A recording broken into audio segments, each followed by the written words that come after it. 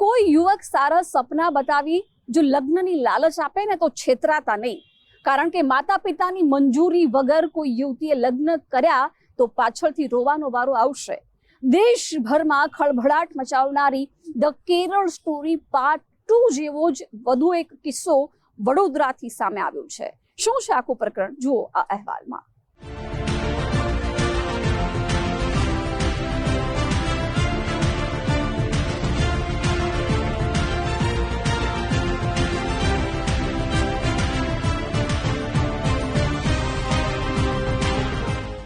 દેશભરમાં Hindi film Kerala story part 2 ને લઈને ખળભળાટ મચ્યો છે।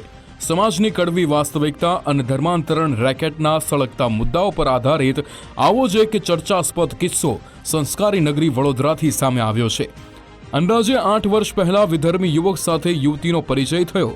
રિક્ષા ચાલક સલમાન પઠાણ સાથે યુવતીની વાતચીત અને મુલાકાતો વધી ગઈ, જે બાદ ઉજ્જવળ ભવિષ્યના સપના બતાવીને સલમાન પઠાણે યુવતીને લગ્ન માટે લલચાવી કોર્ટ મેરેજ થયા બાદ મુસ્લિમ વિધિ પ્રમાણે નિકાહ કર્યા। થોડા વર્ષો સુધી બરાબર ચાલ્યું, પરંતુ એક સંતાન થતાં જ સલમાન અને તેના પરિવારે અસલી રંગ બતાવ્યા। હિન્દુ યુવતીને મુસ્લિમ ધર્મ અપનાવવા માટે સતત માનસિક અને શારીરિક ત્રાસ આપવા લાગ્યા। મુસ્લિમ રીત રિવાજો મુજબ રહેવા યુવતી પર દબાણ વધારી દીધું। ઇનકાર કરનારી યુવતીને પતિ સલમાન અને તેના પરિવારજનો બાંધીને ઢોર માર મારતા હતા। વાત આટલેથી જ ન અટકી। સલમાને મુસ્લિમ રીત રિવાજ અનુસાર બીજી પત્ની તરીકે એક મુસ્લિમ યુવતીને લાવવાની વાત કરી। આ મુસ્લિમ યુવતી સાથે સલમાનના અનૈતિક સંબંધો હોવાનો પણ પીડિતાએ આક્ષેપ કર્યો। પારાવાર ત્રાસથી કંટાળીને યુવતી માતાના ઘરે ગઈ તો પરિવાર પર ચાકુથી હુમલો કર્યો। યુવતીએ એકવાર વિધર્મી સાથે રહેવાની ભૂલ કરી ચૂકી હોવાથી તેની પાસે કોઈ વિકલ્પ ન હતો। હદ તો ત્યારે થઈ ગઈ જ્યારે સલમાને યુવતીને બળજબરીથી રિક્ષામાં બેસાડીને અવાવરું સ્થળે લઈ જઈ કેરળ સ્ટોરી ફિલ્મની જેમ ટુકડા કરીને થેલામાં ભરી દેવાની ધમકી ઉચ્ચારી। આ વાતથી ફફડી ગયેલી યુવતીએ તેના પરિવારજનોની મદદથી હિન્દુ સંગઠનના આગેવાનો સુધી વાત પહોંચાડી। ઉત્તરાયણના દિવસે મને બહુ ખરાબ મારી હતી એમને, તો મેં મારા ઘરે આવી ગઈ। તો ઘરે આવી ગઈ ને તો બી મારે હવે એની જોડે રહેવું નહીં, છૂટું લેવું છે, પણ એ મને જબરજસ્તી રાખવી છે એમને। એ બીજી બાયડીઓ કરે, બીજી છોકરીઓ કરે, બીજે એમના જાતમાં લગ્ન કરવું છે એમને।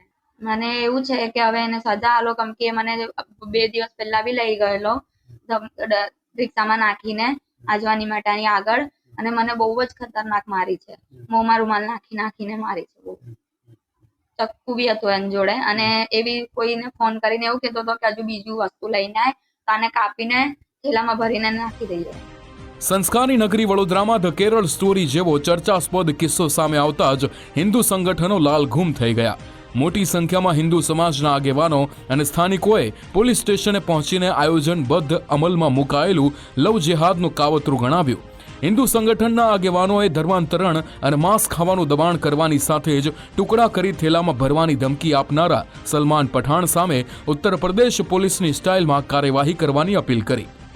બહુ સારા સપના બતાવ્યા છે એને, અને પછી એને જે રૂપ બતાવ્યું છે તો છોકરીઓને ખબર પડી ગઈ હશે। જે છોકરીઓને અમારે એક જ કેવું છે કે પહેલે તો તમને બહુ સારા સપના બતાવશે, પછી તમે એક છોકરાની માં થશો યા પછી તમને કોઈ ઓલાદ નહીં થાય તો પછી તમને એવું કહેવામાં આવશે કે હું બીજું લગ્ન કરીશ। અમારામાં તો 7 લગ્ન કરી શકાય છે।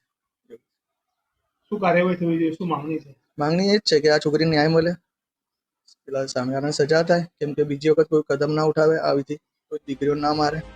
હિન્દુ સંગઠનો આક્રોશ સાથે લવ જેહાદના ગંભીર આક્ષેપો બાદ પોલીસ એક્શનમાં આવી। વડોદરા ઝોન 4ના ડીસીપી એન્ડ્રુ મેકવાને કહ્યું કે યુવતીની રજૂઆત અને ફરિયાદ શાંતિપૂર્વક સાંભળવામાં આવી છે।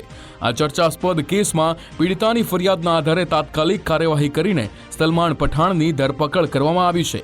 પરંતુ સૌથી મોટી આશ્ચર્યની વાત એ છે કે મીડિયા સમક્ષ આક્ષેપો કરનારી પીડિત મહિલાએ પોલીસ સ્ટેશને નોંધાવેલી સત્તાવાર ફરિયાદમાં ધર્મ પરિવર્તન અંગેનો કોઈ જ ઉલ્લેખ કર્યો નથી।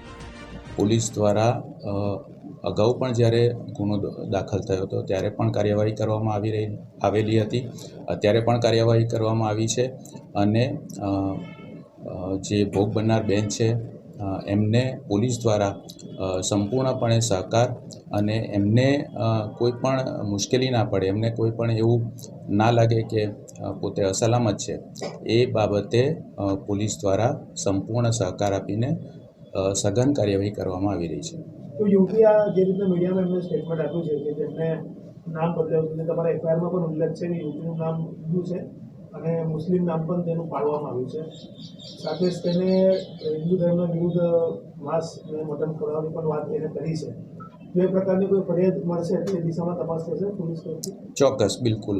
અમારી પાસે જે કોઈ પણ કમ્પ્લેન આવશે અને જે કોઈ પણ બાબતો પોલીસ તપાસમાં ખુલશે એ તમામ પાસાઓ પર, એ તમામ બાબતો ઉપર પોલીસ દ્વારા વિગતવાર તપાસ કરવામાં આવશે અને જે કોઈ પણ લાગુ પડતા કાયદા છે એના અંતર્ગત વ્યવસ્થિત ધોરણસર કાર્યવાહી કરવામાં આવશે.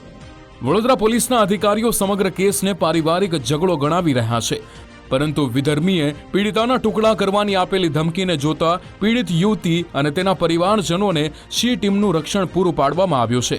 સી ટીમ દ્વારા પીડિતાનું તબક્કાવાર કાઉન્સેલિંગ પણ કરવામાં આવી રહ્યું છે.